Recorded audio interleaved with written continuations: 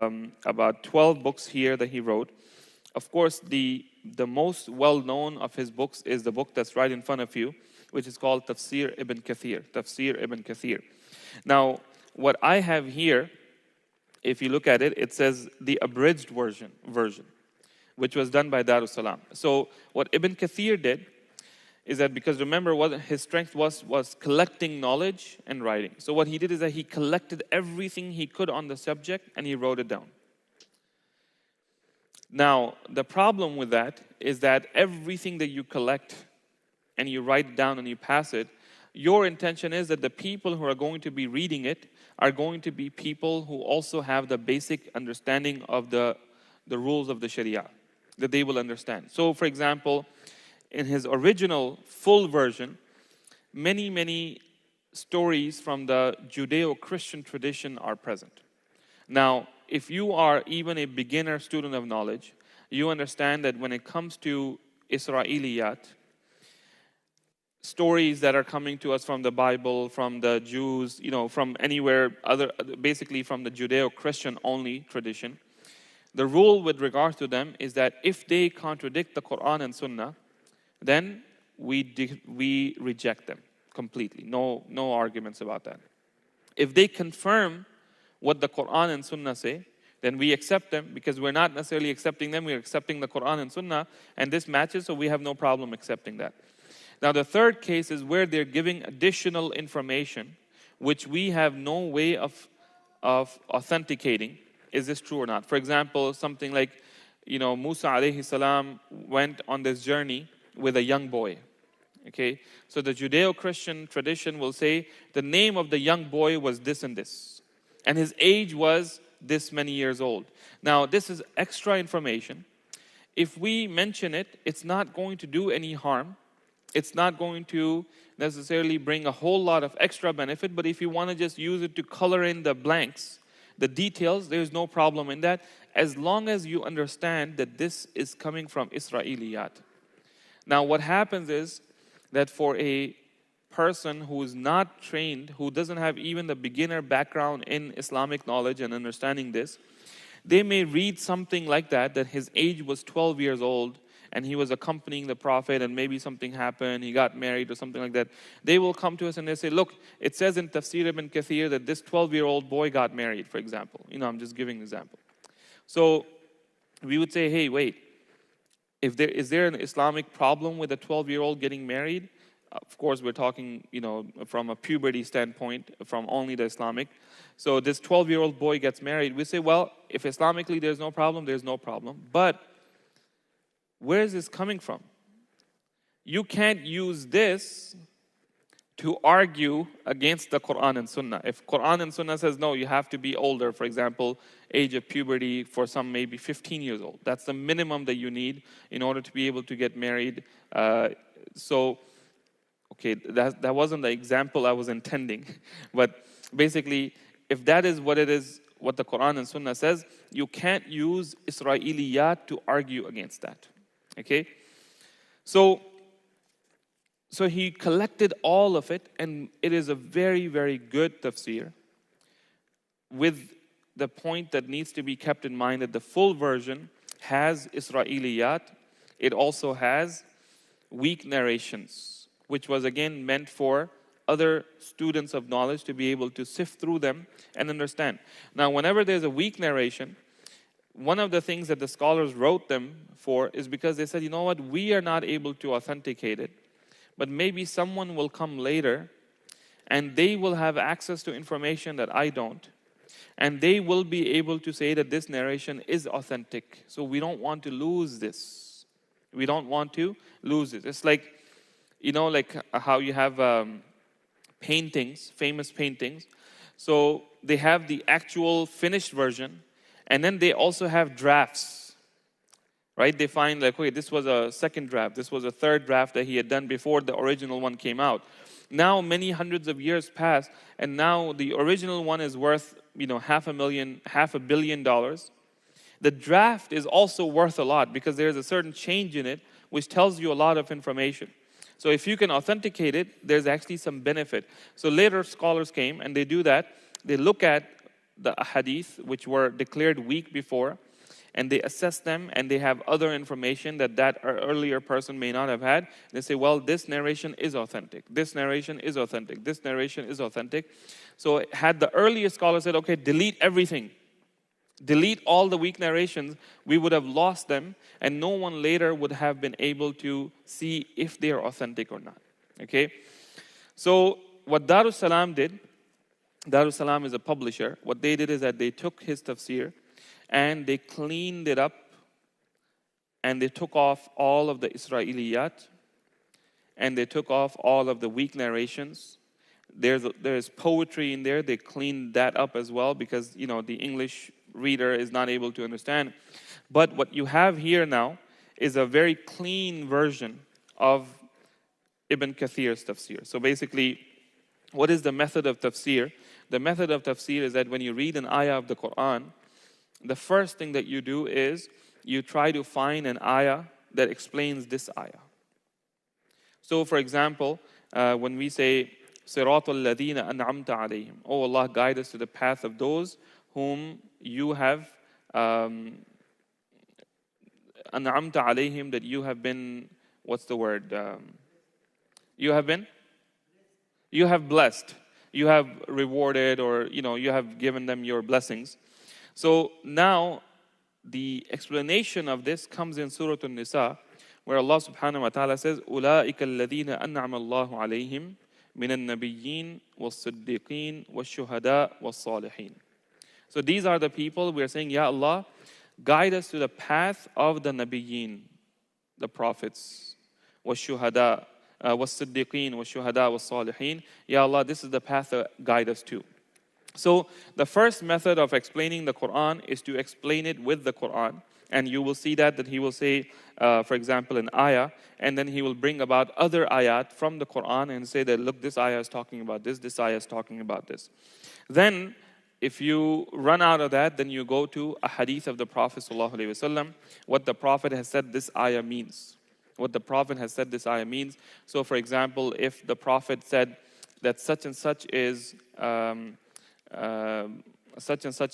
not allowed, and then he had recited an ayah of the Quran, so he would bring that and he would say that, look, this ayah, its interpretation is that such and such thing is not allowed, or it is allowed, or whatever the case is. After the hadith of the Prophet ﷺ, then we have to go to the understanding of the Sahaba. What did the Sahaba say about that? So basically, Abdullah ibn Umar said that this ayah means this. Abdullah ibn Abbas said this ayah means this. Those scholars, those Sahaba from among the scholars who were known for explaining and teaching the Quran, they will basically tell you that. And then after that, he would go to the Tabi'een, the next generation, who said, this ayah means this. So you will find some common names, primarily the students of Abdullah ibn Mas'ud radiallahu anhu, the students of Abdullah ibn Umar, the students of Abdullah ibn Abbas. They then passed on. They said, what? This is what Ibn Abbas said about this ayah. Ibn Mas'ud, if you remember, he said that there isn't a single surah of the Quran except that I can tell you where it was revealed, why it was revealed, and who it was revealed about. And he said that 70 surahs of the Quran were revealed in front of my eyes. I was there. I was a witness to 70 surahs of the Quran. So now, to be able to understand, okay, what does Ibn Mas'ud say about this ayah is very important, right? So he basically collects all of that, and then the ahadith on that matter, the statements of the Sahaba on that matter. So here, what I see in this narration is that he brings the sources of the tafsir, and then he talks about Israeli accounts and tales. Okay, that this is the extra stuff that has been added, and then at the end of it, he will, if there is difference of opinion, then Ibn Kathir will say that my opinion on this matter is so and so. My opinion on this matter, and that's so important. You might say, why would you say that? Just leave it as is. But you know what? You actually end up, if I just tell you there are 4 opinions on this matter, you walk away more confused than you walked in here. So the scholars say that if you discuss multiple opinions, then you should tell at the end of it that you should tell which opinion you prefer and for what reason. So that if there is a person who is not capable of differentiating between different opinions and weighing them, that person will walk away completely confused. So at least give them a way out that, okay, this is the one that I think makes sense. So at least that person can say, okay, I will just stick with that. I will just stick with that. So this is the case of the tafsir of the Quran, which is Tafsir Ibn Kathir. Again, this is 10 volumes which are abridged. 10 volumes that have been shortened. The bigger one is the full complete one. I have a complete copy in Urdu language upstairs. It has a very, very small text. It's only 5 volumes, but the amount of text that it has is like double this. So it's really big. I was actually trying to bring an Arabic version of it to show you, but I was running late, so I left it and I just brought this one. Now, Ibn Kathir, rahimahullah, he also wrote another very famous book. Well, not one other, but many other very famous books. And the second one, which is the most famous one, is called Al-Bidayah wa Nihaya, which literally means the beginning and the end. So he starts off in Al-Bidayah wa Nihaya. And Al-Bidayah wa Nihaya is also, I think that's even bigger than Tafsir Ibn Kathir. He starts off from the beginning of the creation, and he talks about everything that he could collect. And he wrote that down, that this is how the creation began, the story of Adam alayhi salam, lots and lots of details, and continuing all the way until he covers all of the prophets, every generation that was there between them, anything that he could collect, he wrote that. Until he reached the Prophet ﷺ. Then he wrote the entire seerah of the Prophet ﷺ. Then he wrote the lives of the Sahaba, the major events that happened from a historical perspective, that this year this happened, this year this happened, this year this happened. And he kept going on all the way until his time. Okay? So 700 years of history from the time of the Prophet, and whatever before, thousands of years from the time of Adam to the Prophet ﷺ. He wrote that. Now, what are you going to do after you reach your time? Where would you go? Future. What's the future? Future is death and the day of judgment. So then he wrote about how the world is going to end. The signs of the day of judgment, the fitan that will come before the trials and tribulations, and what will happen on the day of judgment, what will Jannah be like, what will hellfire be like. And he wrote everything that he could write on that. So it's literally al-bidayah wa nihaya, the beginning and the end. Okay? So then he writes some other famous books as well. Some of these books actually, he began an explanation of Sahih al-Bukhari, but he did not finish it.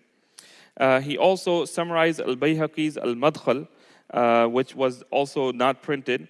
He summarized Ulum al-Hadith by Abu Amir ibn Salah, and he called it Mukhtasar Ulum al-Hadith, and As-Sirah al-Nabawiyya, and he wrote a book on jihad.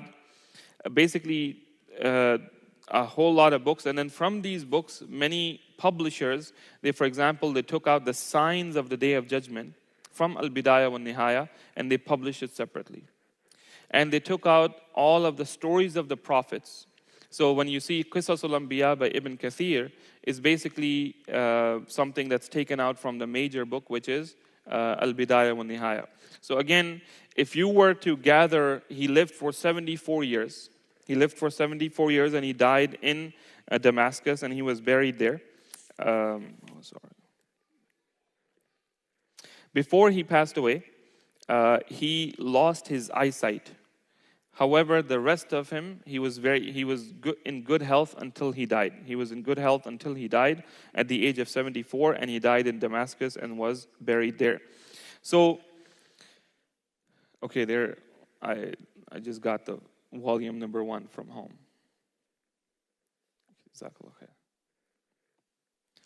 So this is my copy, and if you look at it, I mean, it's very small text and it's very hard to read, but you gotta be really, and Arabic is also like that, which is that in all of this page, basically there's only one ayah here, and the rest of it is all tafsir all the way up to here. It's just, explanation and this narration and that narration and everything about that.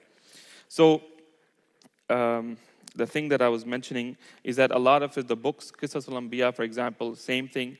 We just have to keep in mind that either a publisher has abridged it, meaning they have summarized it, they have taken out narrations which are not for the average person to be reading, they are meant for the students of knowledge. Other than that, this is a very, very beneficial work, and especially this Darussalam version for the English language reader, for kids to be able to read the Quran, to have the initial connection to the Quran. This is a very good tafsir, and I specifically bought this, that I'm going to leave it here, and anybody wants, you can come and you can just take a look through, how easy readable it is, that it's enjoyable. If an ayah came to your mind, you want to go look it up, each of the volumes are numbered, that okay, from this ayah to this ayah is here, so you can go look it up and you can read all about it. We ask Allah subhanahu wa ta'ala to grant Ibn Kathir rahimahullah an immense reward for all of what he did and what he left behind. He was someone who, as we said, he was recognized for the amazing benefit that he gave the ummah in his books while he was still alive. And of course, it has just continued on. And thus today, just like Imam al-Nawawi rahimahullah, that Ibn Kathir's tafsir is present in every single bookstore and possibly in every single masjid in the world. Every masjid has a little library. One of the main books that you will find anywhere is Tafsir Ibn Kathir. And this is from the qabul. This is from the acceptance that Allah subhanahu wa ta'ala gives a person, that people come and they find benefit in your work, and now they are able to then, it's sadaqatul jariyah for that person. We ask Allah subhanahu wa ta'ala to accept it from him and to make it from among the good deeds that Allah subhanahu wa ta'ala has written for him and accepted from him. Subhanakallahumma wa bihamdik, nashhadu an la